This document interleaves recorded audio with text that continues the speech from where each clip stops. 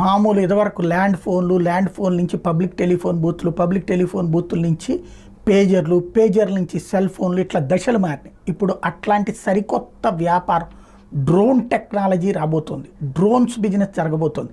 DGCA director general of civil aviation వాళ్ళని డ్రోన్ల వ్యాపారానికి అనుమతి కోరుతూ డ్రోగో డ్రోన్స్ అప్లై చేసింది. కృషి 3 ప్రో డ్రోన్కి డీజీసీఏ అనుమతి ఇవ్వడం అన్నటువంటిది ఇక్కడ కీలకమైనటువంటి అంశం.